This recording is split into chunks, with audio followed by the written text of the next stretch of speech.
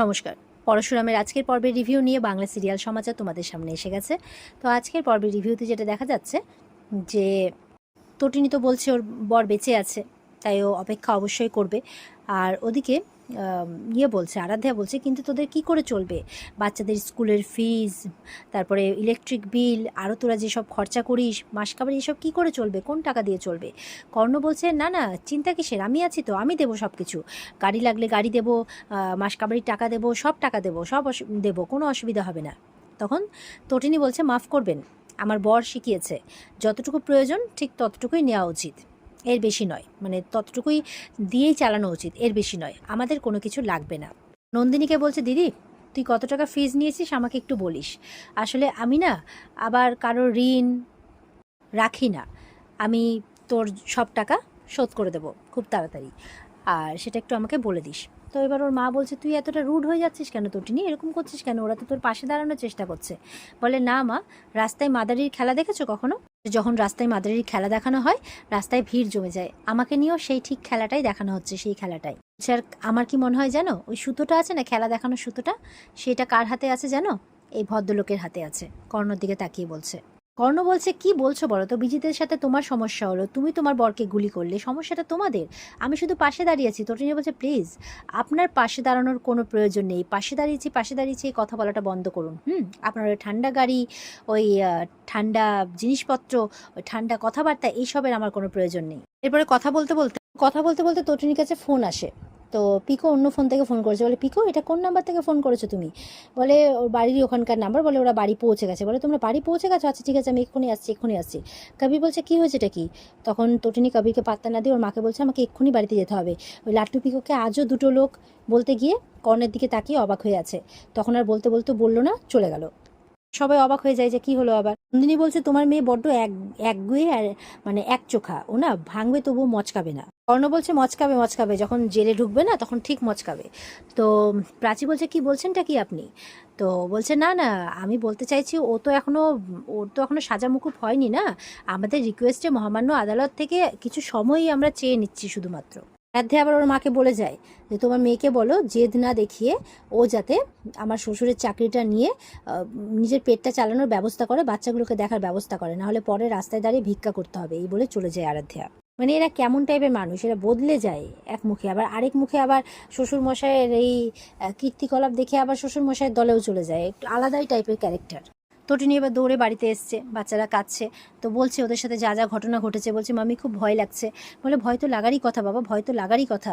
এইভাবে এক তো তোর বাবাকে খুঁজে পাওয়া যাচ্ছে না, তার মধ্যে এরকমভাবে লোকগুলো একের পর এক অপরাধ করে যাচ্ছে, ভয় তো পাওয়ারই কথা, আর ভালো লাগছে না, এসব কবে কমবে, তাই বলছে। তো লাট্টু বলছে, পা বলেছিল না যে একদিন নাকি জেলখানা বলে কিচ্ছু থাকবে না, কোনো অপরাধ থাকবে না, তো কবে মা? বলে, জানি না বাবা, জানি না, তবে এই সুন্দর পৃথিবীটা তোদেরকেই গড়তে হবে, তোদেরকেই গড়ে নিতে হবে, আর সেটা তোরা একদিন করবি, তাই বলছে। তো বলছে, আমি আর পারছি না, তোদের পাকে কোথাও খুঁজে পাওয়া যাচ্ছে না, তার মধ্যে মাসের শেষ, মাসকাবারি আছে, মুদির দোকানে টাকা দেওয়া আছে, ইলেকট্রিক বিল আছে, তোদের স্কুলের মাইনে আছে, ডান্স ক্লাস, গানের ক্লাস, মানে ব্যাংকের ইএমআই, আমি কোথার থেকে সবগুলো করব, কোথার থেকে পাবো, আমি কোথার থেকে দেবো, আমি কিচ্ছু বুঝতে পারছি না। তার মধ্যে বাজারটাও তো করা হয়নি, বাজারও তো নেই, দেখি তো দাঁড়া তো কী আছে দেখে আসি। এই বলে যখন রান্নাঘরে গেছে, দেখছে যে রান্নাঘরে একদম ব্যাগ ভর্তি, 2 ব্যাগ ভর্তি মাসকাবারির বাজার চলে এসেছে। এবার তো দেখে অবাক, কী ব্যাপার, ব্যাগগুলো এখানে কে রাখলো? এবার ব্যাগগুলো নিয়ে এসে দেখছে সেখানে চাল ডাল, মানে যেই চা পাতা খায় সেই চা পাতা, বিস্কিট, জিরে, মানে সব কিছুই, মান মশলা যা যা মাসকাবারি লাগে সব কিছুই আছে। বলে, এত জিনিসপত্র কে দিয়ে গেল এখানে? মুদির দোকানের সঙ্গে সঙ্গে ফোন করেছে। বলে, আমি তো মুদির দোকানে টাকা দিইনি। তো বলছে, আচ্ছা পল্টুদা, আমি তো তোমাকে টাকা দিইনি, তাহলে তুমি মাসকাবারির জিনিসগুলো পাঠিয়ে দিলে যে? তো জানতে পারে যে টাকা কোনো একটা লোক সেখানে পেড করে দিয়েছে, তাই ও মুদির জিনিস পাঠিয়ে দিয়েছে। বলে, কি পেড করে দিয়েছে? তো বলে, কে? বলে, একটা লোক। ফোনটা রেখে দেয়। তটিনী বলছে, বুঝতে পেরেছি, দয়া দেখাচ্ছে, দয়া ভেবেছে কর্ণ পাঠিয়েছে। কর্ণকে সঙ্গে সঙ্গে ফোন করে। তো কর্ণ কিছু বলতে যাবে, কি বলছে, দয়া দেখাচ্ছেন, দয়া কী ভেবেছেনটা কি? হ্যাঁ, কী ভেবেছেনটা কি? দয়া দেখাচ্ছেন, আপনি আপনার টাকার জিনিসপত্র পাঠাবেন আর আমি আমার বাচ্চারা খাবো? হ্যাঁ, এর থেকে তো ভালো আমি আর আমার বাচ্চারা উপোস যাবো, বুঝতে পেরেছেন, আপনার টাকা খাবো না। তো বলছে, কি বলছো? বলে, হ্যাঁ, আপনাকে আমি বারবার বারণ করেছিলাম, তবুও আপনি মুদির দোকানে গিয়ে টাকা দিয়ে এসছেন, জিনিসপত্র পাঠিয়ে দিয়েছেন। বলে, এই দাঁড়াও, অনেক হয়েছে, দাঁড়াও। তো হোয়াট মুদি, আমি কোনো মুদির দোকানে টাকা পাঠাইনি। আমি কি করে জানবো তোমরা কোন মুদির দোকান থেকে জিনিস নাও? কি করে জানবো? আমরা কোনো মুদির দোকানে যাই না, আমাদের একটা ক্লাস আছে। বলে রাখুন তো ক্লাস, আমাদের একটা ক্লাস আছে, শোনো, শপিং মলে যাই আমরা, আর তাও আমাকে যেতে হয় না, আমার লোকজন যায়। হ্যাঁ, তো আমি কি জানবো তোমরা কোন চাল খাও, কোন ডাল খাও, কোন সস্তার চা পাতা খাও? কি করে জানবো? আমার তো এগুলো জানার কথা নয়। তো কি বলে যাচ্ছে এগুলো? তটিনী বলছে আপনি জিনিসগুলো পাঠাননি? বলে না, আমি কেন জিনিস পাঠাতে যাব, আমি কোনো জিনিস পাঠাইনি। তো এরপরে যখন কর্ণ আরও কোনো কথা বলতে যাচ্ছে, তটিনী ফোনটা রেখে দেয়। তো আরাধ্যা এসছে, বলে বাবা কি হয়েছে? বলে কি হয়েছে জানি না, মুদির দোকানে কেউ টাকা দিয়েছে, তো ভেবেছে নাকি আমি টাকা পয়সা দিয়েছি, ওদের জিনিস, ওদের দয়া করেছি, ওদের জিনিসপত্র পাঠিয়েছি। কিন্তু আমি তো দয়া করি না, আমি তো কোনো দয়া করিনি। আমি ঠিক সিঁড়ি বেয়ে উঠে যাব, আর সাপের মুখে পড়ে একদিন তটিনী ঠিক পড়ে যাবে, মানে এরকম একটা ডায়লগ মারছে। ওদিকে তটিনী ভাবছে কি ব্যাপার, তাহলে কে পাঠালো জিনিসপত্রগুলো? খুব চিন্তা করছে। বাচ্চারাও ভাবছে যে কে পাঠালো এগুলো। এদিকে পরশুরাম দাঁড়িয়ে ওর বাচ্চাগুলোর কথা, বউয়ের কথা ভেবে যাচ্ছে। শীতল এসছে।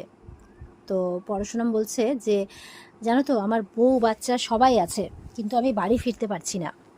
ওদিকে আমার স্ত্রী আমার খুনের অপরাধে দুবার করে মানে পুলিশের কাছে যেতে হচ্ছে, ওকে জেরা করা হচ্ছে। আমার খুব যন্ত্রণা হচ্ছে শীতল, আমি আর পারছি না। তো শীতল বলছে পরশুরামের চোখে জল, যার হাতিয়ার প্রহারা চেম্বার তার চোখে জল? বলছে এটা তো পরশুরাম নয়, এটা একটা বাবার চোখের জল, এটা একটা স্বামীর চোখের জল, যেই স্বামীর খুনের অপরাধে স্ত্রীকে ধরা হচ্ছে। আর আমি সেই মানুষ যার খুনের অপরাধী আমার স্ত্রী, এভাবে বলছে। শীতল বলছে আমি তোমাকে আবারও বলছি যে তটিনীর সামনে তুমি যেও না, ও তোমাকে মেরে ফেলবে। ও এখন যেটা করছে না সেটা একটা নাটক। আজকে কোর্টে মানে কর্ণ ছিল, কিন্তু কর্ণ চ্যাটার্জি সবসময় ওর পাশে আছে। কর্ণ চ্যাটার্জির র্যাকেটে জড়িত তো, ও বিজিৎ আয়ুষী সবাই জড়িত, এটা একটা র্যাকেট। তাই বলছি তটিনীর সামনে যেও না, দ্বিতীয়বার কিন্তু আমি তোমাকে নাও বাঁচাতে পারি। আবার পরশুরামকে বলছে যে আমি তোমাকে খুব ভালোবাসি।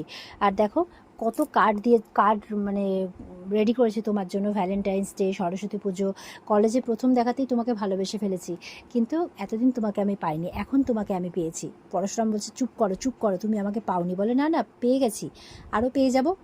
যখন তটিনী সাজা হয়ে যাবে, প্রমাণিত হয়ে যাবে ও খুন করেছে, তুমি ওর কাছ থেকে মুখ ফিরিয়ে নেবে, তখন তোমাকে পুরোপুরিভাবে পেয়ে যাবো, এইসব বলছে। আর পরশুরাম এইসব কথা সহ্য করতে পারছে না। এদিকে তটিনী কিন্তু খুব অবাক হচ্ছে।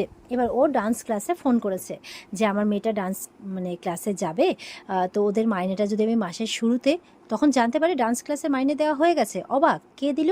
বলে একটা লোক খামে করে এসে দিয়ে গেছে। বলে কি অদ্ভুত কাণ্ড, ফোনটা রেখে দেয়। বলে ডান্স ক্লাসের মাইনে দিয়ে দিয়েছে, তারা টিউশন ফিস, স্কুলের ফিস দেখি তো একবার ফোন করে।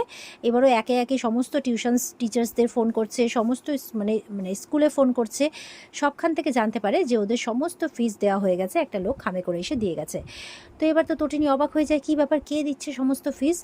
এবার ভাবছে ড্যাডি পাঠাচ্ছে নাকি। তো ফোন করেছে ওর মাকে, বলে মা ড্যাডি কোথায়? বলে অফিস বেরিয়ে গেছে। তো বলে আচ্ছা মা, তোমরা কি কোনোভাবে মাসকাবারির টাকা, স্কুলের ফিস, টিউশন ফিস এগুলো সব পাঠাচ্ছ, কোনোভাবে টাকা পাঠাচ্ছ? বলে কই না তো মা, আমরা তো কিছু পাঠাইনি। এবার তো তটিনী অবাক হয়ে যায়। আর এখানেই কিন্তু আজকের পর্ব শেষ হয়ে যায়। তো ওদিকে পরশুরাম কিন্তু শীতলকে বলছে যে আমি মাসকাবারির টাকা, টিউশন ফিস, স্কুলের ফিস সব পাঠিয়ে দিয়েছি, ওদের যাতে কোনো অসুবিধে না হয়। এসবও গল্প করছিল তো শীতলের সাথে, পাঠাচ্ছে পরশুরাম। আর এদিকে তটিনী অবাক হয়ে যাচ্ছে যে কে পাঠাচ্ছে। তো এখানেই কিন্তু আজকের পর্ব শেষ হয়ে যায়। তো এই ছিল আজকের পর্বের রিভিউ। ভালো লেগে থাকলে পর্বকে লাইক কমেন্ট করে জানাতে ভুলবে না, আর আমাদের সাথে জুড়ে থাকতে চ্যানেলকে সাবস্ক্রাইব করতে ভুলবে না। দেখা হচ্ছে তোমাদের সাথে আগামীকালকে। সবাই খুব ভালো থাকবে। আজকের মতো পর্বের রিভিউ এই পর্যন্তই। বিস্তারিত দেখতে অবশ্যই স্টার জলসার পর্দায় চোখ রাখবে। টাটা।